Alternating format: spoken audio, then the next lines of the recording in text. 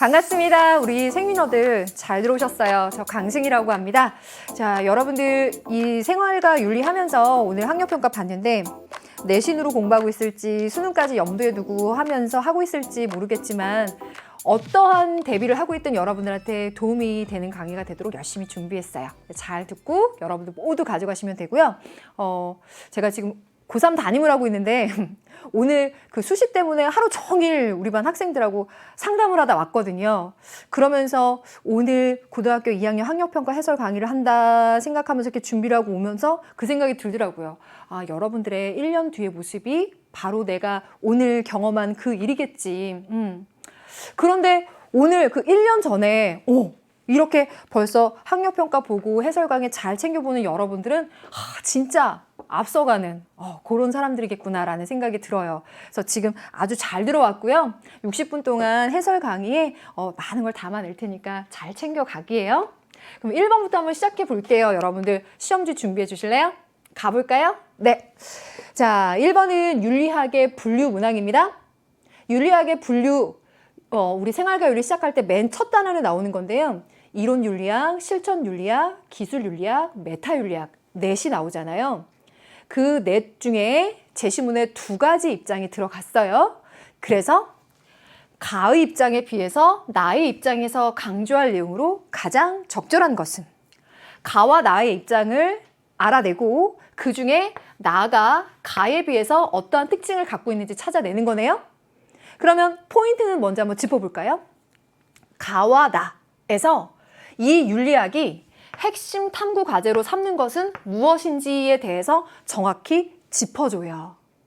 그 부분이 뭐냐면 가번은 윤리학은 도덕적 언어의 의미를 분석하고 도덕적 추론의 타당성을 검토하는 것을 핵심 과제로 삼는다. 도덕적 언어 의미, 그것에 대한 분석, 추론과 논리의 타당성을 검증한다. 그래서 학문으로서의 성립 가능성 여부를 밝히는 건 메타 윤리학입니다. 잘 나오는데요. 메타 윤리학이 가번에 들어가 있고요. 그럼 나번 윤리학은 인간이 어떻게 살아야 할 것인지에 관한 보편적인 도덕 원리를 핵심 탐구 과제로 삼아야 된다.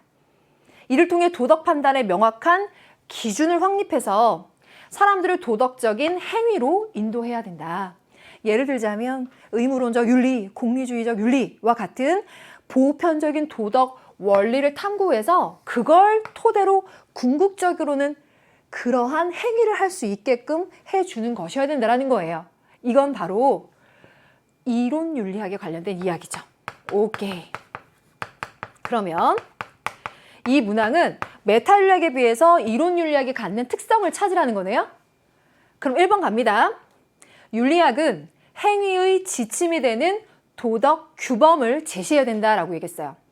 행위의 지침이 된다라고 하는 것 자체가 나번에서 밑에서 2번째 줄 얘기하고 있죠.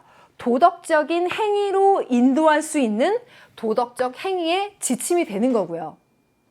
그렇게 해서 무엇이 옳고 그른지에 대해서 판단하는 준거가 되어주고 그 준거를 토대로 해서 실천으로 궁극적으로는 이끌어가는 것, 그러한 것을 규범적인 성격을 가졌다라고 말해요. 그래서 이론 윤리학이라고 하는 말에는 사실 이론 규범 윤리학이라고 하는 요 내용이 들어가 있는 거예요. 규범 윤리학. 가치 판단의 기준, 보편적인 구속력을 갖고 있고 그것을 통해서 궁극적으로는 실천을 지향해요. 제가 지금 말한 이 3가지가 엄청 중요한 얘기입니다. 그래서 이론규범 윤리학을 1번이 아주 잘 설명해주고 있어요. 가에 비해서 나가 갖고 있는 특징으로서. 그래서 1번이 정답이네요. 우와. 그러면 2번부터가 왜 틀린 건지 한번 정확히 짚어드릴게요. 2번은요. 윤리학은 도덕 판단의 논리적 구조 분석에 집중해야 된다. 논리적인 구조를 분석하는 거에 집중한다라고 하는 건 위에서 이야기한 것처럼 추론에 대해서 분석하는 것에 훨씬 가까워요. 그래서 얘는요. 가번에 더 가까운데요. 나가 아니고. 그래서 빼는 거고요. 3번째, 윤리학은 도덕 명제에 사용된 용어의 의미를 탐구해야 된다. 용어의 의미를 탐구하는 거는요, 어때요? 이 첫 번째 줄, 도덕적 언어의 의미를 분석하는 것과 관련되어 있죠. 그래서 얘도 가에 가까워요. 그래서 제가 지금 개념적으로도 당연히 풀 수 있는 것에다가 출제자 선생님들께서 제시문의 내용과 선택지 사이에 정합성을 갖고 연결되게끔 선택지를 꾸리셨으니 그것과도 매치시키면서 설명드리는 거예요. 이렇게도 여러분들 정답을 다 찾아갈 수 있거든요. 그러면 네 번째 선택지 가볼게요. 윤리학은 도덕 문제를 항상 가치 중립적으로 접근해야 된다라고 했어요. 가치 중립적으로 접근한다라고 하는 건 이것에 대해서 옳다, 그르다 라는 판단으로부터 거리가 멀어지는 거예요. 가치 중립적이다라고 하는 건. 그런데요, 나번에서 이야기한 이론 윤리학의 큰 범주, 규범 윤리학이라고 하는 것 자체는 옳고 그름에 대해서 고민하고 판단하고 그중에 옳다라고 판단한 걸 행위로 이끌어가는 거예요. 그러니까 상당히 가치 판단에 가까웠고 가치 판단의 준거가 되고 그 가치 판단의 준거를 토대로 해서 실천으로 가는 거거든요. 그래서 나번에 대한 설명으로 어울리지 않아요. 그래서 4번도 빠지는 겁니다. 5번, 윤리학은 도덕적 관습에 객관적인 기술을 목적으로 삼아야 된다. 관습이나 풍습에 대해서 객관적으로 기술하고 서술하고 설명한다. 요거는요, 메타윤리학도 아니고 이론윤리학도 아니고 실천윤리학도 아니고 뭐게요? 그렇죠, 기술윤리학이거든요. 이러한 이유로 다른 입장이 하나 들어가면서 선택지가 꾸려집니다. 그렇게 해서 5번은 가도 나도 아닌 것으로서 빠지는 거죠.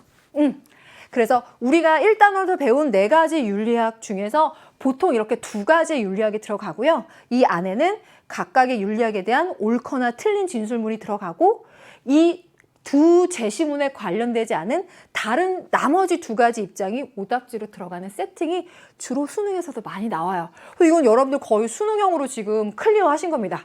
자, 1번 이렇게 클리어 했고요. 2번으로 한번 넘어가 볼까요? 2번은요, 갑과 을의 입장에 대한 설명으로 적절하지 않은 것은 이라고 했어요. 자, 여기에서는 표현의 자유 주제이기도 하면서 미디어와 관련된 단원으로 우리가 문제를 풀면 되는데요. 개념적인 부담은 크게 없이 여러분들이 접근해서 득점할 수 있는 가능성이 높은 굉장히 고마운 문제예요. 실수 안 하고 맞춰주면 되거든요. 한번 볼까요? 첫 번째, 적절하지 않은 것이라고 했어요. 조심하고 갑과 을이 각각 어떤 입장인지 한번 체크해 봅시다. 갑은요, 1인 미디어에 대한 어떠한 규제도 허용해서는 안 된다. 규제를 허용하면 안 된대요. 왜냐하면 다양한 분야의 콘텐츠를 직접 생산하고 창의적으로 표현하고자 하는 개인의 표현의 자유를 침해할 수 있기 때문에 규제하지 말아야 된다라는 입장이에요. 그래서 이 사람이 지향하는 바는 규제를 하지 않고 자유를 보장하는 것. 그러면 1번이 지향하는 바는 뭘까요? 1인 미디어에 대한 규제는 개인의 표현의 자유를 침해할 수 있다. 그러나 과도하게 선정적이거나 폭력적이어서 사회에 악영향을 끼칠 수 있는 1인 미디어에 대한 규제는 반드시 필요하다. 그러니까 제한적인 규제, 제한적이고 어느 정도 이러한 선에서 규제가 필요할 수 있다라고 보는 거죠. 이게 지향하는 바가 이렇게 서로 달라요. 그러면 여기에 대한 설명 가보죠. 1번. 갑은 개인에게 컨텐츠를 창작할 표현의 자유가 있다고 본다. 표현의 자유가 있다고 보고 있으니까 그 표현의 자유를 침해하지 말라고 보는 거겠죠? 그럼 1번은 yes. 두 번째, 을은 공공선을 위해 개인의 표현의 자유를 제한할 수 있다고 본다. 맞아. 이렇게 사회에 악영향을 끼치게 된다면 규제가 반드시 필요하다고 했으니 제한적인 규제가 필요하다고 보는 입장과 맞아떨어지죠? 그럼 세 번째, 갑은 을과 달리 1인 미디어를 규제할 기준이 필요하다고 본다라고 했어요. 보세요. 을이 1인 미디어에 대해서 규제할 기준이 필요하다고 보는 거 아니에요? 어떻게? 사회에 악영향을 끼칠 수 있는 것이라면. 그래서 을과 달리가 아니라 을의 경우에는 1인 미디어를 규제할 기준이 필요하다고 보고 있는 거예요. 그래서 이러한 문장으로 나온 선택지의 경우에는 뭐뭐와 달리라고 했을 때 정말 이 을이 그런 입장을 말하지 않고 있는 건가 말하고 있는 건가를 따져보면 정확히 정답이 나와요. 그래서 3번은 옳지 않은 거네요. 그럼 정답인 거잖아요. 네, 그럼 4번 갑니다. 을은 갑과 달리 선정성에 짙은 1인 미디어는 규제해야 한다고 본다라고 했어요. 그럼 보면요.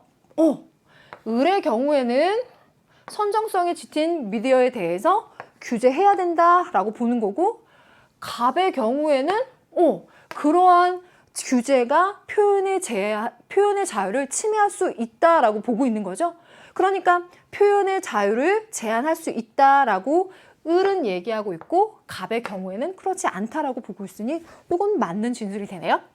그럼 5번째, 갑을은 1인 미디어 규제가 표현의 자유를 훼손할 수는 있다고 보는 거 어때요? 갑은 일단 기본적으로 그렇다고 보고 있고요. 여기에도 1인 미디어에 대한 규제는 개인의 표현을 자유를 침해할 수는 있다는 건 나도 인정하는데 이러한 지점에서는 규제해야 되는 거 아닌가? 그쵸? 그래서 둘의 공통 분모는 표현의 자유를 훼손할 수 있게 하겠지만 을의 경우 거기서 조금 더 규제 필요성을 이야기하고 있는 그 지점이 달라지는 것이지 5번 자체에 대해서는 둘 다 동의하겠네요. 자, 그러면 3번이 옳지 않은 것으로서 정답, 나머지는 모두 맞는 진술이었어요. 이런 문제 이렇게 실제 수능에서도 개념의 기반이 크게 작용하지 않는다고 해도 문항에 이렇게 출제가 돼야죠. 이런 문제 고맙죠. 3번 갈게요. 다음을 주장한 사상가 입장으로 가장 적절한 것은 무엇인가? 와, 3점이에요. 사상가를 찾아야 되죠. 이제 생활과 윤리의 1단원의 유불도, 그리고 서양의 의무론 공리주의 덕윤리 입장이 나오잖아요. 요 이론 베이스가 굉장히 많이 쓰여요. 그러니까 그 부분을 좀 탄탄하게 잘 해두면 훨씬 나중에 편해지거든요. 근데 이제 여기에 나오는 요 입장은 기본적으로 여러분들이 동양사상이라는 걸 알 텐데, 유불도 중에 불교에서는 워낙에 불성이나 부처가 되는 것, 요런 열반에 이르는 거, 해탈에 이르는 거 강렬하게 나오기 때문에 불교는 여러분들이 금방 잘 알아내요, 제시문에서.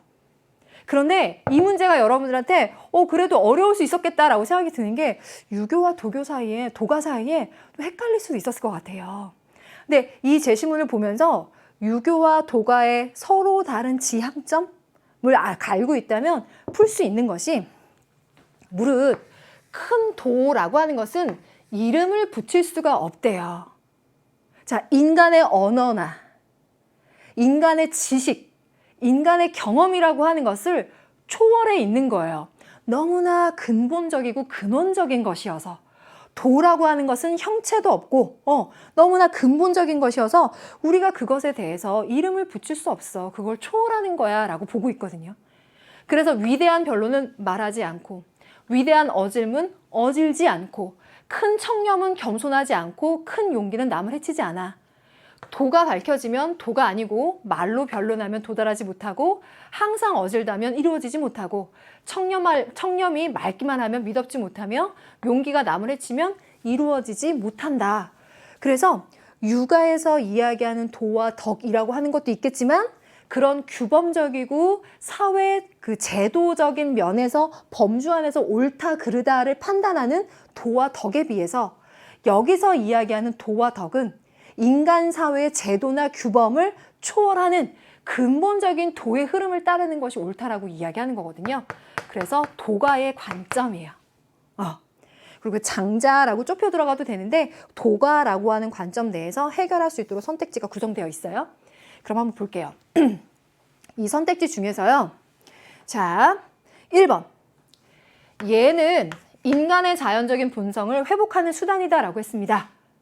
자, 일단 여기에서 인간의 자연적인 본성이라고 하는 건 도가적인 입장에서 봤을 때 따라야 하는 것, 순응해야 하는 것일 수는 있어요. 근데 그 본성을 회복하는 수단으로서 예라고 하는 것은요, 일단 유교에서 지향하는 것이기도 하고요. 도가가 이 예를 봤을 때는요, 인위적인 제도, 규범, 인간 사회의 기준이 돼요. 그래서 오히려 사회 혼란의 원인이 되고 인간의 자연적인 본성을 훼손하게 되는 거라고 비판해요.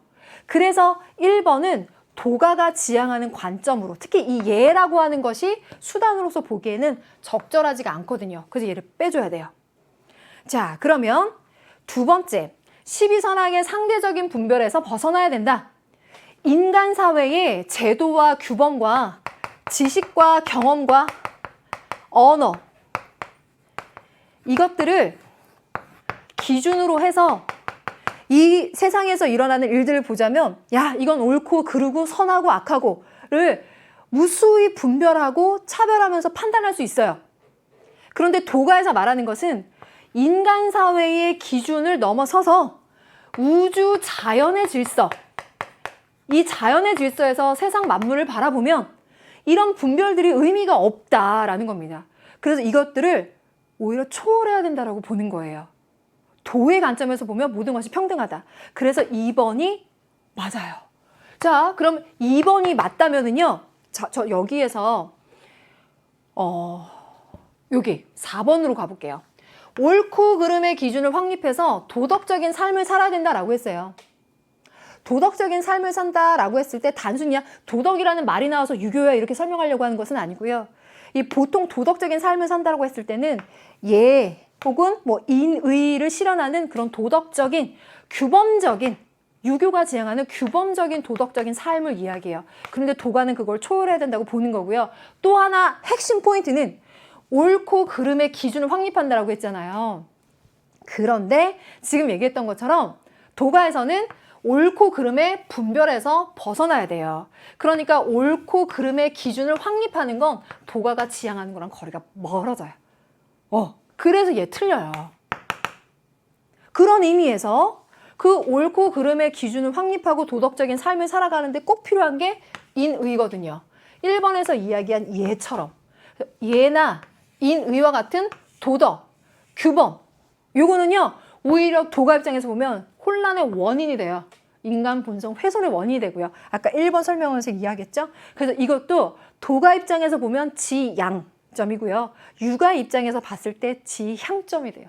서로 다른 지점이에요. 그 다음 3번 나왔죠? 인간이 아니라 자연만이 순수한 자연의 덕을 타고난다. 이거 좀 매력적이었을 것 같아요. 봤을 때요. 인간이 순수한 자연의 덕을 타고나는 건 맞아요. 1번에서 이야기한 것처럼 자연적인 본성과 같죠. 그런데 그 순수한 자연의 덕이나 자연적 본성이라고 하는 건 인간도 갖고 있지만 자연의 모든 존재들이 갖고 있어요. 그러니 자연만이 순수한 자연의 덕을 갖고 난다. 아니다. 인간도 그렇다라고 해줘야 옳아서요. 이렇게 빼주면 되겠습니다. 됐죠? 그래서 매력적인 오답지에다가 정답의 반대 입장이 되는 입장들 그리고 정답이 되는 입장까지 해서 2번 정리했습니다. 클리어 했고요. 4번 갈게요. 다음 신문 칼럼에서 강조하는 내용으로 가장 적절한 것은 실제 수능에서도 이런 칼럼 형태의 문학이 나오는데요. 여기에서 강조하는 내용이라고 하면 가장 중요하게 생각하는 점이 무엇인지 여러분들이 찾아내야 하는데 벌써 뭐 팁부터 말씀을 드리자면 보통 그 주제에 대해서 처음 시작 쫙 하고 있지만요. 쭉 읽어 나가면서 강조하고 싶은 그 지점은 글의 후반부 요 부분에서 여러분 잘 짚어보셔야 돼요. 일단 요 앞부분을 보면은요. 효가 굉장히 중요한 가치이긴 한데 요즘에 그것들이 잘 실현되지 않고 있고 어려움을 겪고 있는 노인들이 많아지고 있다라고 보고 있는 거예요. 그래서 이걸 해결은 해야 되겠죠. 근데 해결하고자 하는 데에 두 가지 입장이 나눠지거든요. 그 두 가지 입장 중에 요겁니다. 효도법. 경제적 여유가 있음에도 불구하고 부양하지 않는 불효자를 처벌하는 법과 같은 걸 얘기하고 있는 거예요. 그래서 요거는 강제적이거나 제도적인 방법 혹은 국가가 관여하는 방법을 통해서 해결하자는 거예요. 그런데 여기서 강조하고 있는 건 그러나 진정한 효는 강요할 수 있는 게 아니라 마음에서 우러나 실천하는 거다. 이건 자발적인 거 아니에요? 그래서 효를 중시하는 전통민의 정신을 되살려서 자발적으로 효를 실천해야 한다예요. 그러니까 효가 중요한데 아직 그게 잘 요즘 실현 안 되고 있어. 어떻게 해결할까? 강제적으로, 자발적으로 하자. 요 얘기죠. 그러면 여기에 딱 관련되어 있는 선택지가 뭐겠어요? 5번. 이거 보이시나요? 효의 가치를 회복해서 자율적으로 부모 부양을 실천해야 된다. 이게 정답인 거예요. 그래서 5번이 가장 적절한 거고요. 오답이 되는 문항 신속하게 딱 그 포인트를 짚어보면은요. 1번 국가가 전적으로 책임져야 돼 라고 하는 건 자발적인 것과는 거리가 먼 제도적인 개입 혹은 국가의 개입이 들어가 있죠. 그래서 틀렸고요. 법적인 제재 어때요? 역시나 제도를 통해서 강제적인 게 들어가죠. 그 다음 선택의 문제로 삼아야 된다라고 하는 건 아니에요. 이거는 원래 우리가 갖고 있던 효의 정신, 전통 윤리의 정신을 되살리자라고 했으니 선택의 문제가 아니라 모두 다 그렇게 해야 되는 의무로서 접근을 하고 있거든요. 그래서 맞지 않고 네 번째, 효도 법. 이것도 마찬가지죠. 법적인 제재, 국가가. 이게 바로 위에서 얘기했던 것처럼 그러나에 들어가 있는 게 아니라 그 앞부분에 있는 다른 입장인 거여서 맞지가 않는 거죠. 그래서 맞는 것은 5번. 그리고 나머지 3개 선택지는 그 반대 입장. 그리고 하나는 그것과는 좀 관련이 없는 선택의 문제냐 아니면은 의무의 문제냐라고 했을 때 우리는 선택의 문제가 아니다라는 걸 정확히 파악할 수 있는 그런 구성으로 만들어졌어요. 잘하셨습니다. 그래서 4번의 경우 가족의 문제에서 효의 문제를 이렇게 칼럼 형식으로 만든 문제였습니다. 그럼 이제 5번 가볼게요. 다음을 주장한 사상가 입장에서 사례 속 A에게 제시할 조언으로 가장 적절한 것은 또 3점이죠. 실제 수능에도 이렇게 사상가 입장 들어가고요. 딜레마 상황 들어가요. 그래서 어떤 조언을 해줄까요가 들어가는데요. 이 문항은 우리 1단원, 대단원 1단원 중에서 윤리 문제에 대한 다양한 접근법, 그 중에서 서양의 접근법이에요. 가볼까요? 자연은 인류를 고통과 쾌락이라는 두 군주에게서 지배받도록 만들었다. 우리가 무엇을 행해야 할까 결정하는 일은 오로지 이 두 군주를 위한 것이다. 이들은 우리가 행하는 모든 행위에서, 우리가 말하는 모든 말에서, 그리고 우리가 생각하는 모든 사고에서 우리를 지배한다. 쾌락과 고통은 강도, 지속성, 확실성, 범위 등을 기준으로 계산 가능하다. 자, 그러면 이거 보자마자 누구다 라고 딱 알 수 있는 친구들이 있었겠지만 설명 조금 곁들여 드리겠습니다. 첫 번째, 고통과 쾌락이라는 두 군주에서 지배받도록 만들었다라고 했는데요. 여기에서 이 사람이 진짜 하고 싶은 얘기는요. 인간이라면 쾌락을 추구하는 것을 기본적인 성향으로 갖고 있다는 걸 인정해요. 그래서 쾌락주의적인 행복론을 기본으로 따르고 있는 사람입니다. 그래서 쾌락을 증진하면 선이고 또 고통을 줄여주는 것이 또 옳다라고 보는 사람 입장입니다. 고통을 줄여주고 쾌락을 증진시켜주는 게 선이야. 근데 그게 바로 유용성의 원리예요. 쾌락 증진, 고통 감소. 그러면 그 쾌락과 고통이라고 하는 거에 대해서 어떻게 판단하면 좋을까? 이 사람은요, 그 쾌락이라고 하는 것에는 질적 차이가 없다고 봐요. 그래서 오히려 양적인 차이만 있다. 그래서 이렇게 7가지 기준을 바탕으로 해서 쾌락을 계산할 수 있다라고 보는 사람입니다. 그럼 요거는 양적인 관점에서 쾌락을 계산할 수 있고 유용성의 원리를 도덕의 원리로 삼는 공리주의 입장이에요. 양적 공리주의를 이야기하는 사람이면 누굴까요? 벤담입니다. 시험에 아주 잘 나오는 제시문이죠. 그러면 벤담 입장에서 이 사례로 한번 가봅시다. 고민이 되긴 되겠어. 이 무선 이어폰을 사려고 돈을 모은 거야, 이 친구가. 그런데 불우 이웃 돕기를 학급에서 추진을 하고 있는 거죠. 자기 반에서. 어떡하지? 기부를 하는 게 옳다라는 생각도 하면서도 또 한편으로는 내가 그 무선 이어폰 가지려고 돈 계속 모았는데 이거 어떡하지? 망설이고 있어요. 망설이고 있는 이 친구에게 어떻게 조언해 주는 게 가장 옳을까? 1번부터 가볼까요? 자, 남을 돕는 행위 그 자체가 옳다는 것을 고려해서 판단하렴. 행위 그 자체. 자, 예를 들어서 내가 공부를 한다라고 했을 때 공부하는 것 자체가 옳아서 좋은 거. 또 내가 산에 오르는 등산을 한다라고 했을 때 등산하는 것 자체가 옳은 거. 그 행위 그 자체가 옳은 것을 중시하는 것은 의무론적인 관점에 가깝거든요. 그런데 이 공리주의는요. 유용성이라는 것 자체가 고통을 감소시키고 쾌락을 증진시키는 결과를 중시해요. 그러니까 내가 공부를 해서 성적이 오르는 결과를 가져오는 거, 혹은 등산을 해서 나의 건강이 좋아지는 것처럼 그 행위의 결과가 중요해요. 그 행위 자체가 아니라 행위가 가져오는 유용한 결과가 중요한 거거든요. 그래서 공리주의한테는 행위 그 자체가 옳다라고 하는 것을 너 판단의 기준으로 삼아. 기부하는 그 행위 자체가 옳은 거야 라고 하는 건 적절한 조언이 되지 못하고요. 잘 나오는 오답 유형이에요. 그러면 X하고 두 번째로 가볼게요.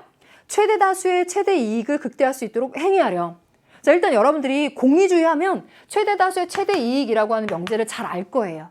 최대 다수의 최대 이익이라고 하는 건 이 사회에 고통 줄이고 쾌락을 늘려주는 유용한 결과예요. 그래서 벤담이라면 이 친구한테 너가 어떻게 해야 될지 고민하고 있을 때 너가 어떤 행위를 선택하는 게 최대 다수의 최대 이익이 될지 한번 생각해 봐 라고 조언해 주는 게 딱 적당하죠. 2번이 정답입니다. 그럼 세 번째, 기부가 초래할 결과를 고려하지 말고 동정심을 발휘하렴. 딱 여기 보이죠? 제가 포인트 여기 짚었으니까 보이죠? 결과를 고려하지 말고 아니 결과를 고려해 라고 말하는 사람이 공리주의거든요. 그래서 이거 틀려요. 이것도 잘 나오는 오답지야. 그래서 이것도 X. 그럼 4번 갑니다. 어려운 이웃을 도와야 한다는 의무의식에 따라 행동하렴. 의무의식? 너의 경향성을 따르자면 참 하기 싫은 행위겠지만 네가 세운 도덕법칙에 대한 존중 때문에 그 행위를 하지 않을 수 없는 필연성에 따라서 행동하렴. 요 얘기예요. 이거 누가 얘기하죠? 칸트 선생님이 얘기하세요. 그리고 요거는 칸트 선생님의 입장은 의무론에 들어가죠. 그러니까 1번과 4번과 같은 건 유용한 결과를 중시하는 공리주의의 지향점이 아니라 오히려 그 반대 입장, 의무론에서 지향하는 것과 가까워요. 그런 의미에서 그 반대 입장으로 딱 X를 쳐줄 수 있는 선택지였습니다. 그럼 5번 갈게요. 자신의 쾌락을 우선적으로 고려해서 기부 여부를 결정하렴. 최대 다수 최대 이익이라고 하는 게 물론 나의 쾌락도 생각해 봐야 되는 거겠지만 중요한 건 이 공리주의라고 하는 건 그 개인적 차원의 쾌락뿐만 아니라 사회적 차원의 쾌락까지 고려하는 것이죠. 그러니까 자신의 쾌락을 우선적으로 고려한다기보다는 나의 쾌락과 사회적 차원의 쾌락의 조화, 이 부분을 고려하는 거니까 요것이 틀렸어요. 그래서 정답은 2번입니다. 오케이. 자, 이 1번부터 5번까지 중에서 예를 들어 3번과 5번 같은 문항이 사상 기반에서 여러분들이 닦아둬야 되는 그런 유형의 문항이었고 역시나 3점짜리였네요. 그럼 이제 두 번째 페이지로 넘어가 볼게요. 6번. 갑의 사상가들의 입장에 대한 적절한 설명만을 보기 위해서 있는 대로 고른 것은 그러면 또 갑의 사상가가 누군지 그들의 입장이 뭔지를 판단해야 되겠죠. 주제는 형벌입니다. 일단 갑. 형벌 및 그 지팡이의 수단은 인간의 정신에 가장 효과적이고 지속되는 인상을 만들어내는 동시에 수형자의 신체에는 가장 작은 고통을 주는 것이어야 해.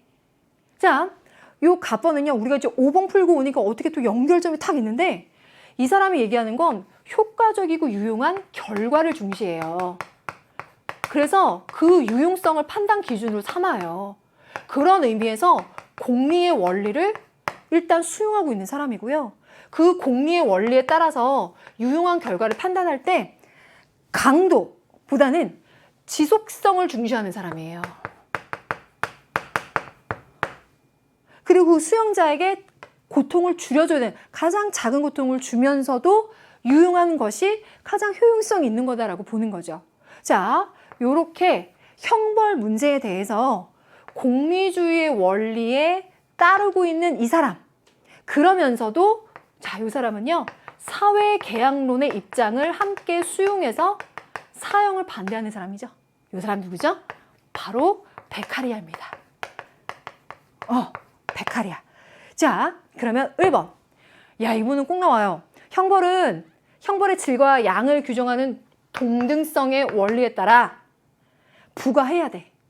그 원리에 따라 범죄자가 시민적인 인격성을 상실할 고통을 선고받아도 그를 사물로 대해서는 안 돼. 인격 그 자체로 존중해줘야 돼. 라고 보는 거고요. 이 동등성의 원리는 그 사람이 그 범죄를 저질렀다는 이유만으로 그에 상응하는 보복이 이루어져야 된다라고 하는 응보주의를 이야기하는 칸트 선생님입니다. 자, 그래서 베카리아와 칸트가 이야기하는 형벌에 대한 관점이에요. 그러면 기억번 가볼게요. 갑은 형벌의 효과가 형벌의 강도보다 지속성에 달려있다고 본다. 사실 제가 이 설명하면서 이 언급을 이미 한 번 했어요.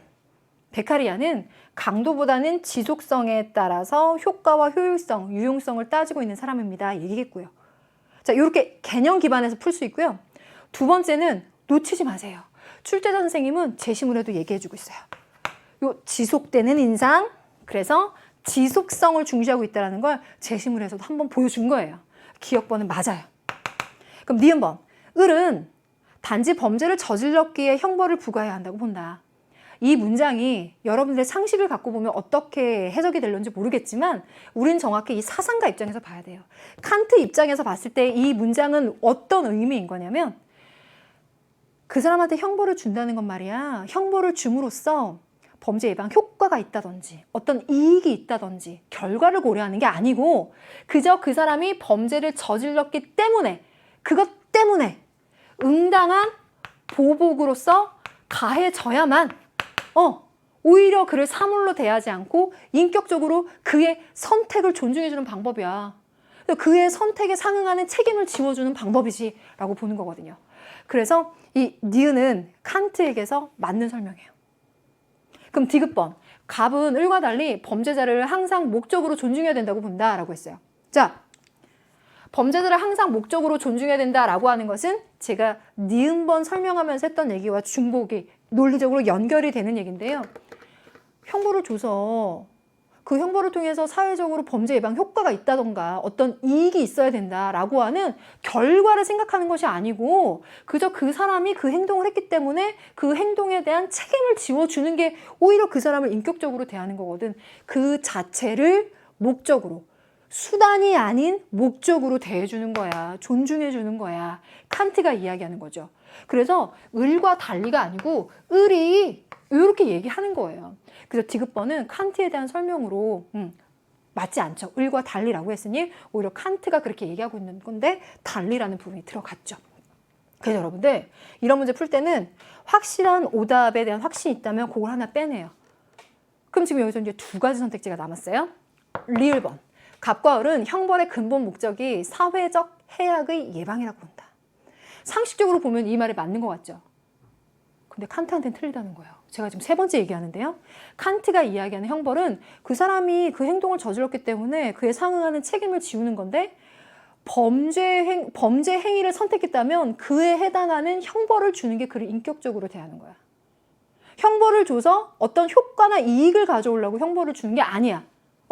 그러니까 사회적 해악의 예방이라고 하는 어떤 수단으로서 사용하지 말라는 겁니다. 그래서 을은 여기에 들어가지 않아요.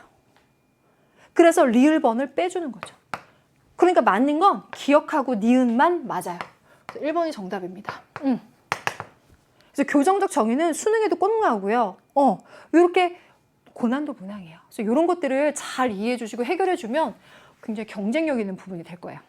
수고했어요. 그러면 7번 한번 가볼게요. 다음을 주장한 사상가 입장만을 보기에서 고른 것은 무엇입니까? 라고 했는데요.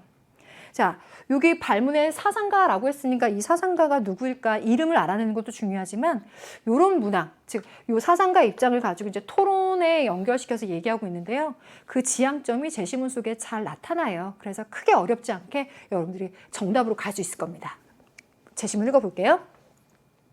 인류의 생각과 행동이 이성적인 방향으로 발전할 수 있었던 이유는 잘못을 시정할 수 있는 인간의 능력 덕분이다. 인간은 경험뿐만 아니라 토론을 통해서 과오를 고칠 수가 있다. 따라서 한 개인의 의견을 침묵시키는 건 심각한 해악이다. 그 견해가 옳은 경우에는 인류가 오류를 진리로 제대로 대체할 기회를 빼앗긴 거고 틀린 경우에는 오류와의 충돌을 통해서 진리를 분명하게 인식하고 더욱 생생하게 드러낼 수 있는 유익한 기회를 놓친 것이다. 그래서 지금 이 사람 입장에서는 여기 해악과 유익 사이에서 유익한 거를 추구해야지. 그 유익, 이익, 유용성, 공리성을 따지고 있는 사람이에요. 그래서 이 사람은 공리주의예요. 그리고 이 사람은 아까 나왔었던 벤담과는 달리 질적 공리주의를 얘기하거든요. 근데 사실 여기에 질적 공리주의를 드러내려고 한 것이 아니라 그만큼 야 우리가 토론을 해가지고 말이야 나랑 의견 다른 사람이 있잖아. 아 당신은 잘못된 생각이야 라고 묵살해버리지 말고 들어봐야 돼. 들어봤는데 야 저 사람 얘기 들어보니까 내 생각을 좀 수정해야 되겠는데? 라고 하고 도움이 될 수도 있는 거고 당신의 생각이 확실히 틀렸네 라고 한다면 그것을 통해서 이 생각이 맞다라는 거에 대한 또 확인을 한번 할 수 있잖아. 그러니까 나와 다른 의견에 대해서 침묵하게 하지 말고 자유롭게 토론해서 오히려 이렇게 진리에 대한 개방적인 생각을 갖고 토론을 해서 더 확실한 진리를 찾아갈 수 있는 기회가 되는 거 아니냐. 그게 우리한테 이익 아니냐라고 보는 사람이에요. 바로 밀입니다. 그래서 이 밀이 요 토론을 통해서 자유로운 의사 표현을 하는 것이 유익하다라고 보는 거거든요. 그런 의미에서 기억을 보자면 토론의 전제 조건은 진리로 검증된 내용만 발언하는 거냐? 아니다. 진리로 검증되지 않았더라도 와서 토론하다 보면 어떤 것이 옳은지 판단해 갈 수 있잖아요. 그런 게 아니 진리로 검증된 것만 가지고 오면 우리 진리로 검증된 거 읽어만 되면 되지 와가지고 토론 못하러 하겠어요. 그렇죠? 그러니까 그 토론을 통해서 진리를 찾아가는 거죠. 그래서 기억은 확실히 틀리죠? 그럼 빼고 갈까요? 자, 그럼 니은번 갑니다. 토론에서 상대 의견을 경청하는 열린 자세가 필요하다. 바로 이거죠. 위처럼. 당신 의견 들어보니까 내 생각이 틀렸네? 이거 어때요? 열린 자세. 한번 들어보자. 얘기해보자. 열린 자세 필요하다는 거예요. 그래야 과오를 고쳐갈 수 있겠죠? 니은번은 확실히 맞네. 그럼 디귿번. 토론으로 인간이 범할 수 있는 판단의 오류를 줄일 수 있다. 그렇죠. 지금 얘기했던 그대로. 그리고 세 번째 줄에 과오를 고칠 수 있다. 오류를 줄일 수 있다. 연결되는 이야기죠? 맞아요. 니은, 디귿 맞아. 그리고 리을만 판단하면 되네. 리을은요. 토론에서 다수가 주장한 내용은 모두 진리로 수용해야 된다. 그리고 보통 야 사람들 대부분이 이게 맞다고 하는데 그럼 이 말이 맞겠지. 이게 진리겠지.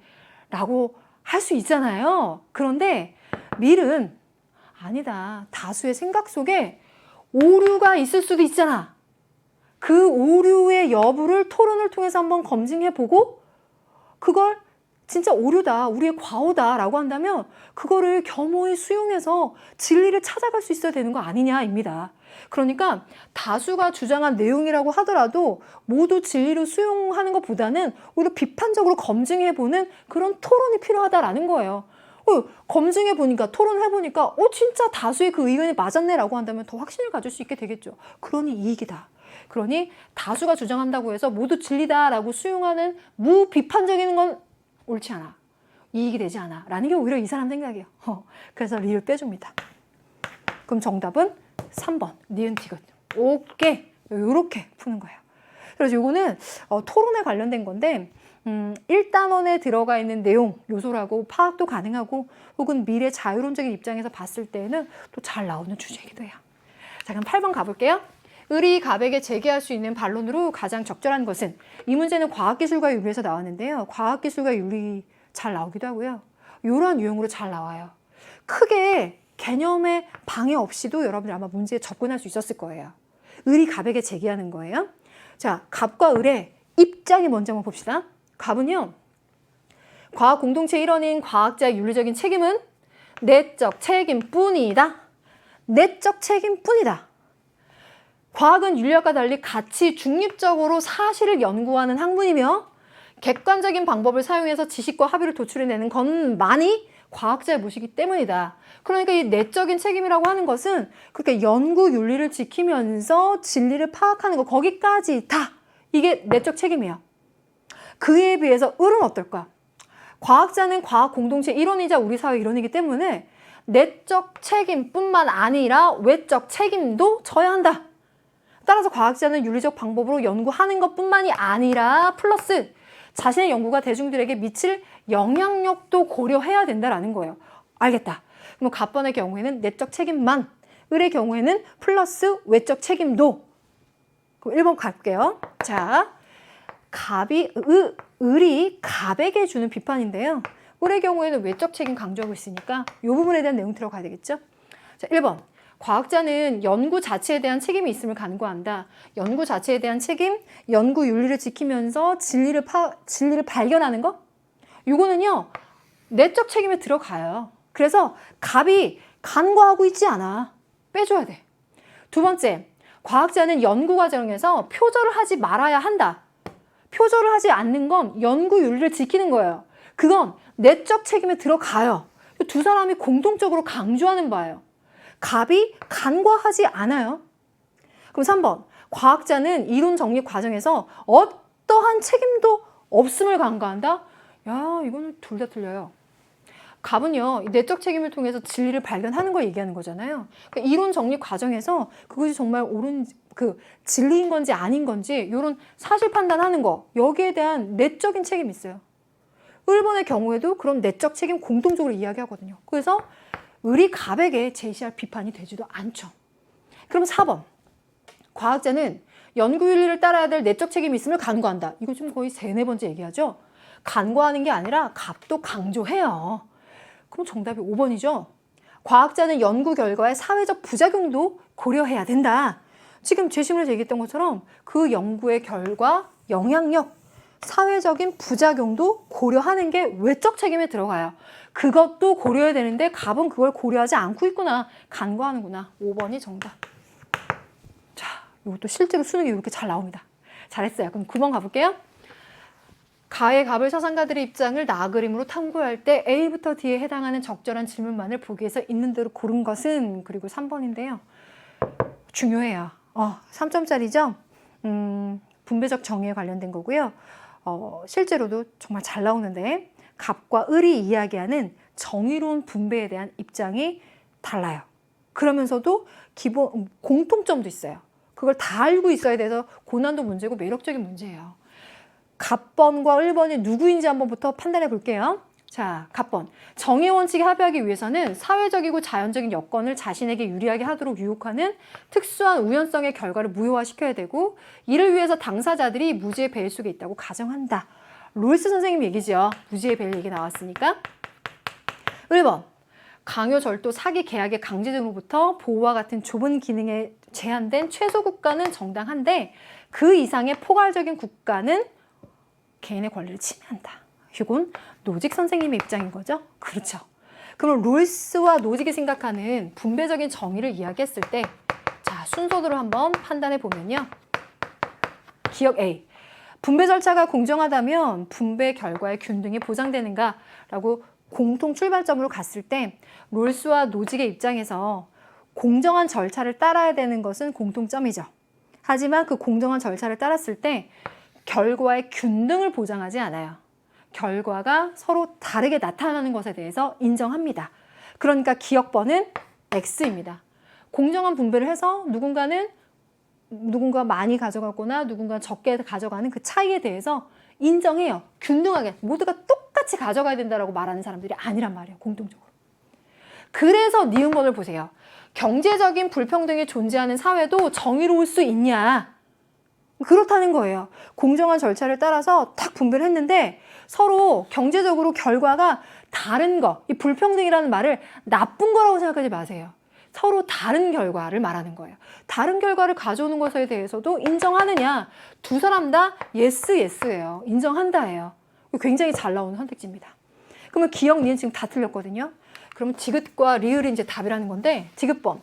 원초적 입장에서의 개인은 자신의 이익에 관심을 갖습니까? 라고 한다면 그렇죠. 롤스 입장에서는 무지의 배를 쓴 원초적 입장에서 자신의 이익에 대해서만 합리적으로 관심을 갖고 고려해보세요 라고 하는 거죠. 그리고 상호 무관심적인 그런 상태를 이야기하고요. 그래서 디귿번 롤스에게 맞고요. 리을번. 부정의한 소유를 시정하기 위해서 국가가 개입할 수 있는가? 자, 제시문에서처럼 노직이 최소 국가를 이야기하긴 하지만 그 최소 국가가 아무 일도 안 하는 것이 아니라 정의롭게 취득이 되고 자유롭게 이전이 되는 것이 공정한 것인데 그 과정과 역사가 공정하지 못했다면 그것에 대해서 시정과 교정을 해주는 것이 국가, 최소 국가의 역할이에요. 그래서 리을번 맞습니다. 디귿하고 리을이 들어간 3번 정답이에요. 이거 아주 중요한 문제였습니다. 클리어 해봤고요. 10번 가보겠습니다. 갑은 부정, 을은 긍정의 대답을 할 질문인데요. 갑과 을이 대화를 두 번씩 이제 얘기를 하고 있어요. 여기에서 소재가 뭔지 보고 공통점은 뭐고 차이점이 뭔지만 보면 이게 나오는데요. 자, 갑은 부정이고 을은 긍정입니다. 이 구도로 가볼게요. 갑은요, 차별받아왔던 집단에 대해서 적절한 보상을 해주는 게 필요해요. 그런 의미에서 고졸 채용 할당제도 해야 돼요. 이겁니다. 근데 을은요, 보상 필요하죠. 근데 고졸 채용 할당제를 하게 되면 역차별이 나요. 그래서 요거에 대해서 신중하게 좀 비판적으로 접근하고 있는 거예요. 그랬더니 갑이 다시 아닙니다. 학벌 위주 문화를 개선해야 되니까 고졸자들한테 이런 기회를 제공해서 차별해줘야 됩니다. 그랬더니 을이 아니 공정한 기회 제공 필요하죠. 그런데 고졸이 아니라는 이유로 채용해서 배제하는 건 역차별이라니까요. 이 얘기를 하는 겁니다.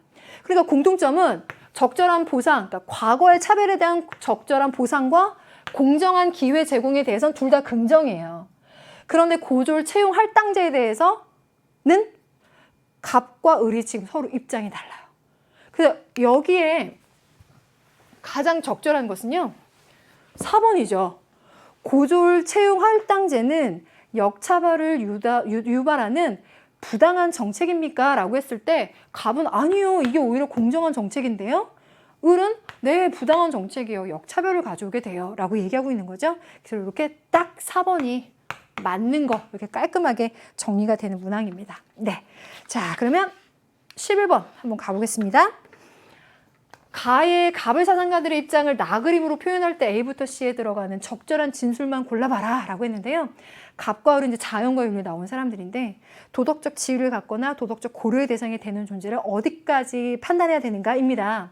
갑의 경우에는 자 믿음, 지각, 기억, 미래에 대한 감각을 갖고 있는 데다가 쾌고를 느끼는 정서 생활을 하고 욕구와 목표를 위해서 행위하고 자신의 정체성을 느낄 수 있는 삶의 주체가 된다면 고려 대상이 된다라고 보는 사람 누구예요? 탐 레건 맞죠? 그러면 이분은 동물까지 들어가는 거네요. 일부 고등 포유 동물까지. 그러면 1번 생명체가 목적론적 삶의 중심이라고 하는 것은 생명체의 내적 기능과 외적 활동이 모두 목적 지향적이고 자신의 생존을 유지하고 종을 지속시키려는 항상적인 경향성을 갖고 있다는 것이다 라고 얘기했잖아요. 그럼 이거는요, 생명을 가진 모든 존재들은 목적론적 삶의 중심이기 때문에 우리가 존중해줘야 된다. 이건 폴 테일러의 입장이네요. 그럼 테일러의 입장에서는 인간, 동물에다가 식물까지를 도덕적 고려의 대상으로 삼는 사람이죠? 그럼 이걸 짚어보고 여기로 갑니다. 갑만의 입장, 갑의 공통 입장, 을만의 입장, 벤더의 그림이에요. 그럼 여긴 레건만의 입장인 거고 여긴 테일러만의 입장. 여긴 레건과 테일러의 공통 입장으로 가져야 되네요. 그러면 기억번. 인간은 동물에게 내재적 가치를 부여하는 주체이냐. 굉장히 매력적인 선택지예요. 아주 좋아요. 자, 일단 레건의 입장에서 봤을 때 동물이라는 존재는 뭐 일부 고등 포유로 이렇게 얘기하겠지만 동물이라는 존재는 삶의 주체로서 내재적 가치를 부여하는 내재적 가치를 갖고 있는 존재이긴 해요. 그죠? 근데 이 내재적 가치라고 하는 것은 외부의 대상이 나에게 가치를 부여하는 것이 아니고 그 내부적으로 이미 그 자체로 가치를 갖고 있다는 뜻이 되거든요. 그래서 내재적 가치예요. 그러니까 레건의 입장에서 봤을 때 동물이 삶의 주체로서 내재적 가치를 갖고 있는 존재잖아요. 고등 포유류가. 그렇다면 그 내재적 가치를 가졌다라는 그 말 자체는 인간이 그 고등 포유류한테 넌 내재적 가치를 가졌어 라고 부여한 게 아니라 그 동물 자체가 스스로 가치를 갖고 있는 거거든요. 인간이 부여해 주는 게 아니에요. 인간이 부여해 줬다고 한다면 그건 내재적 가치라고 표현할 수가 없어요. 이들 스스로가 갖고 있는 거예요. 그래서 기억번은 레건을 잘못 설명하고 있고 내재적 가치에 대해서 잘못 설명하고 있어요. 그래서 얘를 딱 확실히 빼줄 수가 있어요. 그러면 이렇게 두 선택지가 남잖아요. 디귿 리을, 니은 디귿 리을. 이게 지금 상당히 중요한 선택지가 됐네요. 그럼 니은 가볼게요. 모든 동물은 삶의 주체이므로 도덕적 권리를 지니는가? 레건이 도덕적인 권리를 동물이 삶의 주체로서 갖는다고 얘기는 해요. 근데 제가 지금 기억 설명하면서 뭐라 그랬어요? 일부 고등 포유류 얘기했었죠. 한 살 이상의 고등 포유류. 그러니까 모든 동물이라고 포함이 안 된단 말이에요. 그래서 레건의 입장으로 맞지 않네요. 그쵸? 그래서 니은도 빼줘야 돼요. 그럼 이제 정답 확인의 순간. 디귿번. 도덕적 행위 능력이 없어도 도덕적 지위를 지닐 수 있는가? 이 도덕적 지위라는 말은요. 도덕적 고려와 배려를 받는 지위예요. 그럼 여기서 위에서도 얘기하고 있죠. 도덕적 배려의 대상으로서 도덕적 지위를 갖고 있느냐? 그 존재가 어디까지냐라고 했을 때 이들에게서 공통적으로는 동물, 테일러가 식물까지 가는 거잖아요. 그러니까 기본적으로 동물이거나 혹은 식물까지 간다라고 했을 때 동물이나 식물의 도덕적 행위 능력이 없지만 도덕적 고려의 대상이야 라고 보는 건 이들의 공통 입장이네. 디귿번 맞고 리을번. 그런데 테일러의 경우에는 동물뿐만 아니라 모든 생명체가 성장하고 번식하면서 고유의 선을 지니고 있는 도덕적 배려의 대상이다 라고 말하는 건 레건과 다른 테일러만의 입장인 거죠. 그래서 얘가 맞는 거예요. 그래서 디귿 리을 들어가는 3번이 정답입니다. 요렇게. 자, 그럼 자연과 윤리 클리어했고요. 12번 가볼게요. 갑을 사상가들의 입장으로 가장 적절한 것은 무엇입니까? 갑번. 우리는 먼저 인간이 되고 그 후에야 다스림을 받는 국민이 되어야 된다. 법률을 정의처럼 존중하는 생각을 길러주는 것은 바람직하지 못하다. 내가 마땅히 소유해야 할 유일한 의무는 어느 때나 내가 옳다고 생각하는 것을 행하는 것이다. 그러니까 나는 국민이기 전에 한 인간이고 그 인간으로서 정의를 존중하는 인간이어야 된다는 거예요. 요거는 헨리 데이비드 소로우가 이야기하는 시민불복종에 대한 입장을 나타내 줄 수 있는 제시문이고요. 1번. 시민불복종은 비록 법의 바깥 경계선에 있기는 하지만 법에 대한 충실성의 한계에 대해서 법에 대한 불복종을 나타낸다. 그래서 공공적이고 비폭력적인 성격이어야 되고 그 행위의 법적인 결과를 받아들이겠다고 하는 건 처벌을 감수한다는 의미입니다. 딱 이 제시문 자체가 존 롤스가 이야기하는 시민불복종의 특성들을 잘 보여주고 있거든요. 그럼 1번 선택지 가볼게요. 정의 실현을 위해 시민불복종은 합법적으로 행해져야 된다. 시민불복종이라는 것 자체가 정의 실현을 위해서 위법 행위를 하는 거예요. 의도적인 위법 행위입니다. 그러니까 합법적인 행위라는 것 자체가 시민불복종에 맞지 않는 표현이에요. 두 번째, 시민불복종의 근거는 양심이 아니라 법에 대한 존경심이다. 아니요. 양심이 근거가 되는 거고요. 법에 대한 존경심이 아니라 정의에 대한 존경심이라고 해줘야 돼요. 그래서 소로에게 맞지 않아요. 양심이 근거고 정의에 대한 존경심이어야 됩니다. 3번. 시민불복종은 체제 변혁을 목적으로 하는 비공개적인 저항이다? 아니요. 공개적으로 이루어져야 되는 거고요. 체제 변혁이 아니라 입헌 민주주의 체제를 지키기 위한 거예요. 체제 변혁이 아닙니다. 그래서 이것도 틀려요. 네 번째, 시민불복종은 사회 구성원이 공유한 정의관에 근거해야 된다라고 했는데요. 맞아요. 롤스 입장에서 봤을 때에는 사회 구성원이 공통적으로 공유하고 있는 정의관, 정의감, 정의 원칙, 헌법, 그것을 바탕으로 해서 시민불복종이 일어나야 돼요. 4번이 맞고요. 5번. 불의에 저항하는 시민불복종이 비폭력적일 필요는 없다라고 했는데요. 일단 비폭력성은 시민불복종의 정당한 근거로서 보편적인 특성이에요. 거기에다가 정확히는 롤스가 비폭력적인 성격을 가져야 된다고 말하고 있죠. 그런데 여기에 비폭력적인 필요가 없다라고 했다면 롤스에게서는 특히나 더 맞지가 않죠. 그러니까 갑과 을을 엮어서 비폭력적인 필요는 없다라고 하는 건 특히 더 맞지 않죠. 그래서 빼주고 4번만 맞구나. 이게 확인이 되죠. 시민불복종 잘 나와요. 좋은 문제였습니다. 그럼 13번 한번 가볼까요? 갑의 입장만을 보기에서 있는 대로 고른 것은 임신과 인공 임신 중절에 관련된 생명윤리에서 나온 주제네요. 갑번.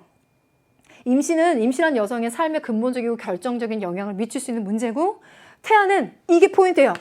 아직 인간이 아니고 여성의 몸의 일부일 뿐이고, 여성은 자기 몸에 대한 소유권을 지니고, 따라서 여성의 태아에 대한 인공 임신 중절을 결정하는 건 정당하다. 그래서 그 임신한 여성의 선택권을 강조하는 입장이에요. 그에 비해서 을은 임신한 여성의 삶뿐만 아니라 태아의 생명과 관련된 문제고, 여기가 또 포인트예요. 태아도 인간으로서 동등하게 도덕적으로 존중해야 될 존재라는 거예요. 인간으로서 동등하게. 갑과 딱 차이점이 보여지는 지점이죠. 그래서 임신한 여성이 깊이 고민하여 결정한 임신 중절이라도 무고한 태아의 생명권을 침해함으로 허용하지 말아야 된다라고 했어요. 반대하고 있죠. 그러면 기억 갑. 임신한 여성의 자기 결정권을 존중하는 것은 정당하다라고 했어요. 지금 이 제시문에서처럼 인공 임신 중절 여부를 여성이 결정해야 된다라고 말했죠. 그 결정권, 프로초이스 입장. 요거는 갑번에 대한 입장으로 설명 맞아요. 그럼 니은번. 태아는 인간으로서 존중받아야 될 권리를 갖고 있다? 안 돼요. 여기요. 아직 인간이 아니라고 했죠. 그러니까 인간으로서 존중받아야 될 권리가 성립이 안 되는 거예요. 그래서 갑에 대한 설명으로 맞지 않아요. 그럼 디귿번. 태아는 성인과 동등한 도덕적 지위를 지니고 있는 존재다. 맞아요. 지금 이 부분. 태아도 인간으로서 동등하게 라고 하는 부분이 지금 여기를 잘 말해주고 있죠. 그래서 디귿번 맞아요. 리을번. 갑과 을을 함께 엮어서 무고한 인간을 침해하는 해치는 임신 중절은 도덕적으로 옳지 못하다. 을은 이 밑에 두 번째 줄. 무고한 태아의 생명권이라고 했으니까 을한테는 맞아요. 그런데 다시 한번 여기가 포인트라 그랬죠. 두 번째 줄. 갑은 태아는 아직 인간이 아니라고 말했어요.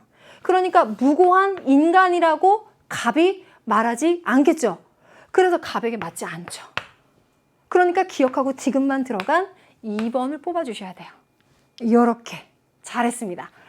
그럼 14번 또 한번 가보겠습니다. 다음을 주장한 사상가 입장으로 가장 적절한 것은 무엇입니까? 라고 했는데요. 요분이 이렇게 단독 제시문으로 잘 나와요. 어떤 얘기를 하고 있는지 한번 봅시다. 개인은 이성적인 능력을 통해서 정의감을 키워가며 그 결과 사회적인 상황을 공정하게 바라볼 수 있도록 이기주의적인 요소를 정화시킨다. 그러나 사회 집단들에서는 이런 성과가 개인들에 비해서 훨씬 획득되기가 쉽다, 어렵다? 어렵다.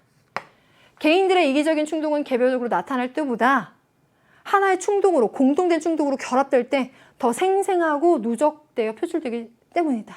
라고 한 건 개인의 도덕성과 집단, 그 사회의 도덕성을 비교해 봤을 때 오히려 개인의 도덕성이 높을 수 있고 도덕적인 개인일지라고 할지라도 비도덕적인 사회가 나타나는 문제가 무엇인지에 대해서 얘기하고 있는 니부어 선생님의 입장입니다. 그럼 이분의 입장에서는 1번. 개인이 지닌 양심만으로도 사회 정의는 충분히 실현된다. 개인이 지닌 양심이 사회 정의를 실현하는 데 필요하기도 하겠지만 양심만으로 된다는 건 아닌 게 이분의 결론인 거죠. 제도적이고 강제적인 그 장치가 필요하다는 거예요. 그래서 틀리죠.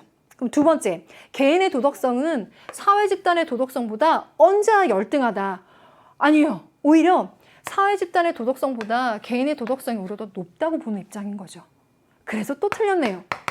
그럼 세 번째, 사회 정의 실현을 위해서 정치적 강제력을 사용할 수 있다. 이 강제력이라고 하는 것이 법적인 제재를 포함한 강제적인 방법으로 사회 정의 실현해야 된다. 양심만으로 해결되지 않는다. 이게 이분의 입장이죠. 3번이 정답. 그럼 4번. 개인의 도덕적 이상과 사회 도덕적 이상은 서로 다르지 않다. 틀리다. 왜? 개인의 도덕적 이상은 이타심. 사회 도덕적 이상은 정의. 그래서 이 둘은 서로 다르다는 거예요. 그래서 이거 틀립니다. 그럼 5번째. 집단 간의 관계는 주로 도덕적이고 합리적인 판단에 의해서 형성된다라고 했는데요. 아니요. 도덕적이고 합리적인 것보다는 오히려 정치, 힘, 세력에 의해서 형성이 돼요. 그래서 맞지 않는 설명. 니부어에게 맞지 않네요. 그 정답은 3번인 겁니다. 니부어에 관련된 개인 윤리와 사회 윤리 어떤 차이점, 개인의 도덕성과 사회 도덕성의 차이점, 중요한 문제였어요. 그러면 15번 가볼까요? 다음을 주장한 사상가 입장만을 보기 위해서 있는 대로 고른 것은 무엇입니까? 라고 했는데요. 딱 두 번째 줄에 소명이 보일 거예요. 시는 각자에게 주어진 삶 속에서 실행할 분명한 의무를 지정했고 각기 다른 삶의 양태를 소명이라고 했고 자기에게 주어진 소명을 다하는 사람은 어떠한 일을 한다고 해도 신이 보기에는 찬란하고 고귀한 거다. 자, 이거는요. 인간이 갖고 있는 그 직업이라고 하는 건 신이 주신 소명이다라고 얘기하고 있는 직업 소명서를 이야기하고요. 프로테스탄티즘 혹은 칼뱅의 입장으로 문제를 푸시면 되겠어요. 그렇다면 그런 프로테스탄티즘의 입장에서 봤을 때 그 소명은요. 신이 주신 거기 때문에 귀천의 구별이 없어요. 신이 나에게 주신 명령이자 부르심이에요. 그건 모두 다 소중해요. 구별이 없는 거 맞아요. 귀천의 구별이 없어요. 니은번, 직업을 통해 얻은 부는 신의 뜻을 어긴 결과라고 부정적으로 보지 않고요. 오히려 구원에 대한 긍정적인 사인이라고 생각해요. 그래서 어떤 축복처럼 근면 성실하게 일해서 착실하게 정당하게 쌓은 부에 대해서 이렇게 부정적으로 보는 시각과는 거리가 멀어져요. 그래서 니은번을 빼줘야 돼요. 이렇게. 그럼 디귿번, 직업생활을 통해서 이웃사랑을 실천하는 것이 바람직하다. 그렇죠. 신이 주신 이 부르심을 통해서 내가 그 일을 열심히 한다는 건 이웃사랑을 실천하는 것이고요. 바람직한 거예요. 리을번, 직업활동은 신의 영광을 드러내기 위한 하나의 방식이다라고 했어요. 그렇죠. 신의 부르심에 응답해서 이웃사랑을 실천하고 신의 영광을 드러내는 종교적이고 정신적인 의미를 갖고 있어요. 그래서 귀천의 구분을 뛰어넘는 거죠. 맞습니다. 그러면 기역, 디귿, 리을을 포함한 선택지 4번을 골라주시면 돼요. 직업윤리에서 나온 문제였습니다. 잘했어요. 자, 그러면 16번으로 한번 가볼까요? 갑과 을이 고대 서양 사상가고 갑은 긍정, 을은 부정이래요. 갑은 긍정, 을은 부정. 가보겠습니다. 갑, 영혼을 풀려나게 하는데 언제나 가장 열심인 사람들은 오직 지혜를 사랑하는 철학하는 사람들 뿐이다. 지혜를 사랑하는 사람들의 수련이란 바로 이것. 몸으로부터 영혼의 풀려남과 분리 것이다. 이 사람은 이데아를 추구하고 있는데 육체라고 하는 것이 영혼의 감옥의 상태라면 죽음은 그 영혼이 육체의 감옥으로부터 해방돼서 진리, 이데아를 인식하는 거다 라고 보는 플라톤인 거예요. 맞죠? 그럼 1번, 죽음은 아무것도 아니야. 모든 좋고 나쁜 것이 감각에서 비롯되는데 죽음이란 감각의 정지야. 죽음이 아무것도 아니라는 인식이 우리의 덧없는 삶을 비로소 유쾌하게 만들어줄 거야. 야, 이게 에피쿠로스에게서 꼭 나오는 표현이네요. 그래서 감각적인 경험의 결과를 토대로 해서 봤을 때 죽음은 우리가 경험할 수 없는 거니까 고통으로서 겪은 것도 아니니 두렵다라는 생각하지 말고 아무것도 아니다라고 생각하라는 거죠. 자, 그러면 1번 볼게요. 죽음 이후에 참된 지혜를 파악할 수 있냐? 플라톤, 그렇다. 육체라는 감옥으로부터 해방돼서 영혼이 진리를 인식하는 거다. 아니다. 죽음 이후는 아무것도 없는 거야. 감각할 수도 없는 거야. 또 어떻게 죽음 이후에 참된 지혜를 파악하는가? 죽음은 아무것도 아니고 아무것도 경험할 수가 없다. 그래서 1번이 정답이네요. 그럼 두 번째, 죽음을 통해 고통을 느끼는 감각이 상실됩니까? 라고 하면은요, 그렇죠. 1번의 입장에는 죽음이라고 하는 것은 감각기관이 소멸되는 것이고 쾌락과 고통 자체를 느낄 수 없는 거야. 감각이 상실돼. 을이 예스예요. 그러니까 구도에 안 맞죠. 그러면 3번, 죽음을 두려움의 대상으로 여기는 거 현명합니까? 갑, 아니요. 진리를 인식하는데 왜 그걸 두려워하죠? 느낄 수도 없고 경험할 수도 없는데 그걸 왜 두려워하죠? 이건 둘 다 X예요. 그럼 네 번째, 영혼은 죽음과 동시에 사라져 없어진다고 보는가? 라고 하면요, 플라톤 입장에서 아니요. 죽으면 육체로부터 영혼이 해방돼서 진리를 인식하는데요? 라고 보잖아요. 그러니까 여기 X죠. 구도가 또 틀리죠. 다섯 번째, 자신의 죽음을 직접적으로 경험할 수 없다고 보나요? 에피쿠로스 입장에선 네, 경험할 수 없죠. 감각기관이 소멸되는걸요. 그래서 구도가 틀리죠. 그래서 정확히 두 사람한테서 판단할 수 있는 요소이거나 한 사람에게서 정확히 틀리다라고 하는 걸 판단할 수 있는 선택지로 구성되면서 정답은 1번인 걸 확인하는 거죠. 좋습니다. 삶과 죽음의 윤리에 이렇게 동서양의 사상 꼭 출제가 돼요. 그럼 17번으로 가볼게요. 다음을 주장한 사상가 입장으로 가장 적절한 것은 무엇인가? 라고 했는데요. 이 단어 자체가 상당히 중요한 포인트예요. 공포. 계속 나오는데요. 대체 어떤 공포를 얘기하는지 봅시다. 공포의 느낌을 기르는 것이야말로 우리의 윤리적 의무고 이 공포는 앞으로 태어날 예정인 자들에 대한 것이다. 정리합시다. 미래 세대. 공포가 가장 구체화될 수 있기 위해서는 우리 자신과 미래 인류가 동일시 되어야 된다. 그래서 책임의 대상은 인류의 미래다. 인류의 미래에 대한 책임은 우리로 하여금 올바른 공포를 의무로 받아들이고 일상화하도록 만든다. 자, 이 사람은 기존의 책임 과거 했었던 행위에 대해서 인과적으로 그 후에 책임지는 것 외에도 앞으로 일어날 일에 대해서 미리 예견해서 책임질 것을 이야기하는 새로운 책임윤리를 이야기해요. 근데 이 책임윤리를 얘기할 때 그 책임의 대상이 앞으로의 미래 세대와 자연이라고 하는 대상으로 확대가 돼요. 이거를 생태학적 정언명령의 입장에서 자, 우리가 이 과학기술이 지금까지 초래한 낙관적인, 유토피아적인 거 이제 그만 보고 그것이 유발한 공포, 이 공포를 발견해서 그걸 공포의 발견술이라고 번역합니다. 공포를 발견해서 앞으로 일어날 수 있는 문제점에 대해서 우리가 미리 책임지는 그런 자세를 지녀야만 돼. 그게 생태학적인 정언 명령은 우리에게 필요해 라고 얘기하는 요나스입니다. 한스 요나스. 그럼 1번, 현 세대는 인류가 지속적으로 존재하도록 행위해야 한다. 지금 우리는 인류가 지속적으로 존재하도록 해야 되는 게 이게 당위성으로서 우리가 받아들이고 그것을 위해서 책임져야 된다고 보는 입장이에요. 그래서 맞아요. 두 번째, 인류는 이성을 지닌 존재만을 도덕적으로 책임져야 된다? 아니라는 거 알겠죠?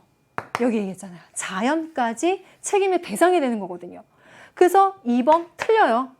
그럼 3번, 현 세대와 미래 세대가 호혜성에 따라 서로 책임을 져야 되는가? 이게 틀려요 또. 왜? 현 세대와 미래 세대가 호혜성, 좀 어렵죠? 상호 간의 혜택을 주고받는 특성이에요. 그러면 현 세대가 미래 세대에게 혜택을 줬다면 미래 세대도 지금 현 세대 인간한테 혜택을 줘야만 상호 간의 혜택을 주고받는 거거든요. 그런데 미래 세대의 인간은 지금 우리와 함께 존재하지 않아요. 그래서 우리가 그들을 위해서 미리 대비해서 책임 있는 행동을 할 수야 있지만 우리가 그들에게서 혜택을 받지는 않거든요. 오히려 비호혜적이고 일방적인 책임을 얘기하는 거예요. 부모가 자식에게 하는 책임과 같다라고 비유를 해요. 그래서 이거 틀려요. 그럼 네 번째, 기술이 초래할 미래의 공포보다 기술의 혜택에 주목해야 된다. 지금 공포라는 말이 중요하다고 얘기했잖아요. 유토피아가 아니라 디스토피아.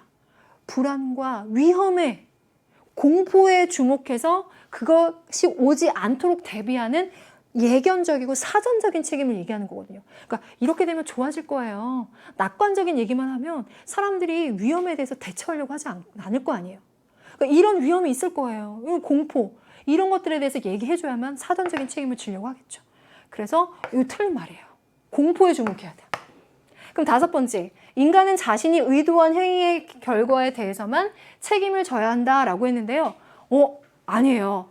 의도한 행위의 결과에 대해서 책임지는 건 당연히 윤리적인 거지만 의도하지 않았더라도 초래할 수 있는 가능성을 한번 예견해보고 거기에 대해서 미리 책임을 지자는 거예요. 그래서 5번도 틀린 거예요. 그러니 정답이 1번이 맞는 거였고 나머지가 오답인데요. 이게 과학기술과 윤리나 자연과 윤리에서 요나스가 또 잘 출제되는 거고요. 그 정답과 오답의 포인트가 지금 다 들어가 있어요. 굉장히 중요한 문제였네요. 자, 그럼 18번 가보겠습니다. 다음을 주장한 사상가의 입장에서 사례 속 A에게 제시할 조언. 어떤 존재가 고통을 느낀다면 그 고통을 고려하지 않는 건 도덕적으로 정당화될 수가 없고 이익평등 고려의 원칙은 그 존재가 어떤 특성을 갖더라도 그 존재의 고통을 다른 존재의 동일한 고통과 동등하게 취급할 것을 요구한다. 피터 싱어의 이익평등 고려의 원칙에 의해서 종차별주의를 반대하는 거다라고 하는 걸 알 수 있겠죠. 그래서 이게 자연과 윤리와 중복되기도 하고요. 이 단원, 생명과 윤리 단원에서 동물 실험이나 동물 권리에 관련된 것으로 들어간 주제이기도 해요. 그게 중요한 문제인데 사례를 한번 봅시다. 화장품을 개발하고 있는 A는 동물 실험 과정에서 많은 동물들이 극심한 고통을 겪죠. 희생을 당해요. 과연 이 실험을 계속해야 되는가? 고민하고 있는 A에게 피터 싱어라면 어떤 조언을 해줄 것인가? 1번 가볼까요? 동물은 의식을 지니지 않는 기계적인 존재임을 고려하렴. 자, 동물은 마치 기계와 같아. 의식도 없고 고통을 느낄 수 없어 라고 하는 건 데카르트적인 사고예요. 오히려 싱어는 그걸 비판하고 아니 동물도 고통을 느끼거든. 그 고통에 대해서 동일한 고통에 대해서 우리는 도덕적으로 고려해줘야 돼 라고 보는 거죠. 그래서 틀렸고요. 두 번째, 인간 종의 이익이 다른 종의 이익보다 항상 우선됨을 고려하렴. 아니요. 이거 종차별주의를 잘못 설명하고 있어요. 인간 종의 이익이 다른 종의 이익보다 항상 우선된다라고 생각하는 거는 그건 종차별주의야. 그걸 벗어나야 돼. 이걸 강조하는 게 싱어 입장이기 때문에 2번 피터 싱어 입장으로 옳지 않아요. 3번, 이익평등 고래 원칙은 이성적 존재에게만 적용되겠어요? 아니죠. 쾌고 감수 능력을 갖고 있는 존재까지, 그러니까 동물까지 들어가는 거예요. 그래서 3번도 틀려요. 그러면 4번, 모든 생명체는 인간과 동일한 도덕적 행위의 주체임을 고려하렴. 여러분들, 동일한 도덕적 행위의 주체, 모든 생명체가 여기 조심하세요. 도덕적 행위의 주체라고 하는 것은요. 도덕적 행위의 주체라고 하는 거는요. 도덕적으로 시비선악을 판단하고요. 이 중에 옳은 것에 대해서 선택해서 실천하고요. 거기에 대해서 책임까지 질 수 있는 존재예요. 그건 누가 해요? 그건 인간만 해요. 그래서 도덕적 행위의 주체는 인간이에요. 그래서 아무리 동물에 대해서 존중을 이야기하는 사람일지라도 도덕적 행위의 주체는 인간뿐이에요. 4번은 틀려요. 그럼 정답이 5번이라는 거잖아요. 쾌고 감수 능력을 지닌 모든 존재에게 도덕적 지위가 있음을 고려하렴. 도덕적 지위, 뭐라고요? 도덕적 고려를 받을 권리가 있는 존재. 도덕적 고려를 받아야 되는 존재로서의 지위는 쾌고 감수 능력이 있는 존재라면 다 갖는다. 그 인간뿐만 아니라 어디까지? 동물까지 갖는다로 가는 거죠. 그래서 5번이 정답이네요. 그렇죠? 자, 이게 자연과 인류와도 중복되고 동물 권리로도 이렇게 나올 수 있는 주제여서 새로운 교육과정에 반영된 문제로는 이렇게 좀 잘 나오고 있어요. 피터 싱어 자체가 또 워낙 중요하기도 합니다. 그러면 19번 가보겠습니다. 가불병 세 사람이 있는데요. 각자 입장에 대한 설명으로 적절한 것을 찾아보라고 했어요. 가불병이 각각 뭐 얘기하는가 보죠.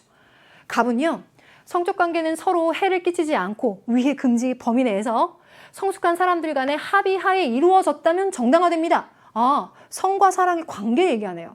그러면 이제 갑의 경우에는 자유주의적인 관점이네요. 그죠? 반면에 을은 성적 관계는 사랑을 바탕으로 결혼한 부부가 자녀 출산을 목적으로 해야만 정당화된대요. 이건 보수주의적 입장이죠. 그럼 병은 하나 남았다. 정서적 교감, 서로의 관계를 친밀하게 해주는 사랑이 전제가 된다면 정당합니다. 이거 뭐예요? 중도주의죠. 성과 사랑의 관계에 셋이 다 나왔는데 1번부터 보죠. 갑은 욕구 충족을 위한 성적 관계는 모두 부도덕하다고 본다. 아니요. 합의하에서 위해 금지 플러스 성숙한 사람들 간의 합의하에 이루어졌다면 정당화되잖아요. 그러니까 1번 틀리네요. 그리고 두 번째, 을은 성의 본래적 목적을 쾌락적 가치의 실현이라고 본다? 아니요. 부부 사이에 출산을 목적으로 하는 게 본래적인 가치예요. 쾌락 자체가 아니고. 그래서 X. 그럼 3번, 병은 결혼 여부에 따라 성적 관계 정당성이 판단된다고 본다? 결혼 여부? 아니요. 사랑이에요. 결혼 여부는 을이에요. 틀렸어요. 4번, 을은 갑과 달리 성적 관계에서 상호간 동의가 중요하다고 본다라고 했어요. 갑과 달리요? 아니요. 갑도 상호간 동의가 중요하다고 보고 있어요. 특히 갑이 중시하는 건 이 합의와 동의예요. 그래서 갑과 달리라는 표현 자체가 맞지 않죠. 틀렸네요. 그럼 정답 5번이에요? 확인해 볼까요? 갑을병은 성적 관계를 도덕적 가치 판단의 대상이라고 본다. 도덕적 가치 판단의 대상이라고 보는 것 자체가 가치 판단한다는 거죠. 옳고 그름을 판단한다는 거죠. 갑은 어떤 것이 옳은 거야? 을. 성적 관계 어떤 게 옳은 거야? 병. 어떤 게 옳은 거야를 다 판단하고 있어요. 그러니까 성적인 관계에 대해서 도덕적 가치 판단의 대상으로 보고 난 이게 옳다고 봐 라고 얘기하고 있는 것이기 때문에 도덕적 가치 판단의 대상이라고 본다라고 하는 건 셋의 공통점으로 들어가요. 그래서 5번이 정답. 벌써 마지막 문제네요. 가볼게요. 기억에 들어갈 내용으로 가장 적절한 것은 무엇입니까? 라고 했는데요. 갑과 을 대화를 보죠. 자녀의 지능, 체력과 같은 일반적인 능력 향상을 위한 부모의 유전학적인 개입을 허용해서는 안 됩니다. 라고 했어요. 부모가 유전학적으로 개입하는 거 허용하지 말자. 그래서 유전학적 강화에 의해서 태어난 자녀는 자신을 자유로운 인격체로 인식하기 어려울 뿐만 아니라 자녀의 능력을 부모가 계획함으로써 자녀의 삶에 대한 부모의 지배력이 강화됐으니까 그걸 허용하지 말자예요. 반면에 을은요, 아니라고 딱 받았죠. 부모에게 자녀의 행복한 삶을 위해서 교육 방식을 선택할 수 있는 권리가 있잖아요. 그런 것처럼 지능, 체력과 같은 자녀의 일반적인 능력 향상을 위해서 유전학적 강화도 선택할 수 있는 권리를 줘야 되는 거 아닌가요? 이거예요. 그랬더니 갑이 당신은 그런 유전학적 개입이 기억한다는 점을 간과하고 있네요 라고 말하겠습니다. 이거 적절한 거 딱 하나만 찾아내면 되죠. 자, 1번 자녀의 삶에 대한 부모의 영향력을 오히려 강화시키는 입장인 거죠. 을은.